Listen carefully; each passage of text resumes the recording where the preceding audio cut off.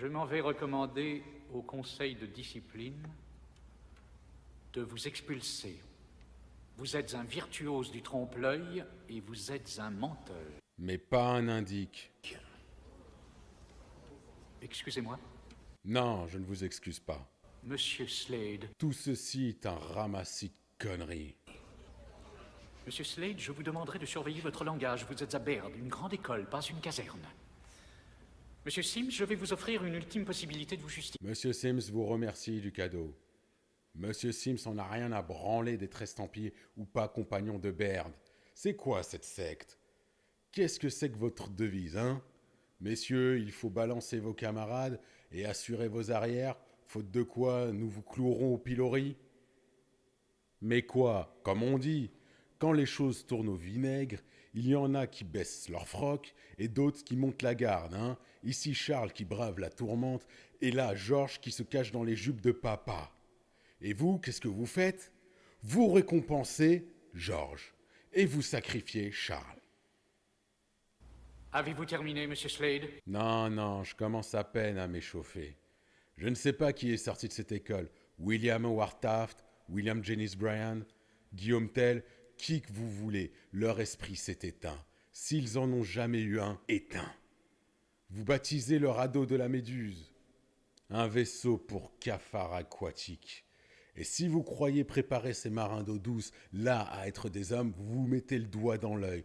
Parce que j'affirme que vous tuez l'esprit même que cette institution prétend faire naître. Tout ça, c'est du pipeau. Qu'est-ce que c'est que cette comédie que vous mettez en scène? Le seul qui a de la classe dans cette farce est assis à côté de moi, et je suis venu pour vous le dire, l'âme de ce garçon est intacte, elle n'est pas négociable là-dessus, aucun doute. Une des personnes présentes, et je ne dirai pas qui, a voulu l'acheter. Mais l'âme de Charlie n'est pas à vendre. Vous allez trop loin, monsieur. Trop loin? Je vais vous faire voir, moi, jusqu'où on peut aller. Allez trop loin, vous ne savez pas ce que c'est, monsieur Trask. Je vous le ferai voir, mais je suis trop vieux, trop fatigué et bien sûr aveugle. Si seulement j'étais le même homme qu'il y a 5 ans, c'est au lance-flammes que j'attaquerais Baird. Trop loin, mais à qui croyez-vous vous adresser, hein? J'en ai vu des choses, vous savez. Il fut un temps où je n'étais pas aveugle. Un temps où j'ai vu. Des gamins comme cela, et plus jeunes que cela, les jambes arrachées, les bras déchiquetés par les bombes.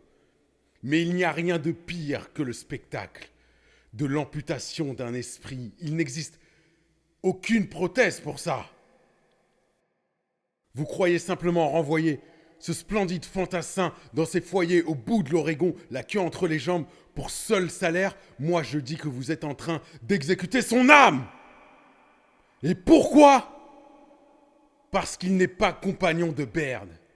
Compagnon de Baird.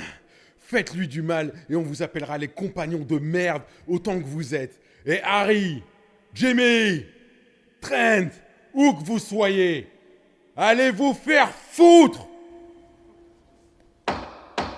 Veuillez vous asseoir, Monsieur Slade. Non, je n'ai pas fini.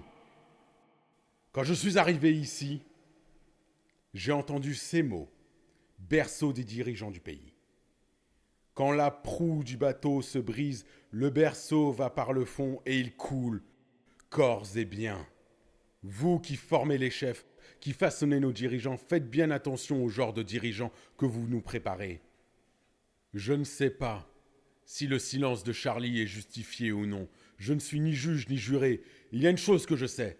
Ce n'est pas quelqu'un qui vendrait père et mère pour se payer un avenir. Et ça, mes amis, ça s'appelle l'intégrité. Ça s'appelle le courage. Voilà quelle est l'étoffe dont nos dirigeants devraient être faits.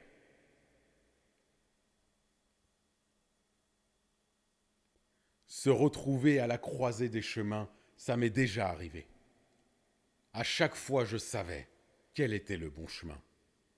Sans aucune exception, je le savais, mais je ne l'ai jamais suivi. Vous savez pourquoi? Il m'aurait fallu ce qu'on appelle le courage. Et maintenant, regardez Charlie, il est à la croisée des chemins. Il a choisi sa voie. C'est la bonne voie. C'est une voie fondée sur des principes qui forgent d'un caractère. Laissez-le poursuivre sa route. Vous tenez dans vos mains l'avenir de ce garçon, mesdames et messieurs. Et c'est un avenir plein de promesses. Vous pouvez me croire. Vous ne devez pas le détruire. Protégez-le. Prenez-en soin. Et vous pourrez être fiers de lui un jour, je vous le promets.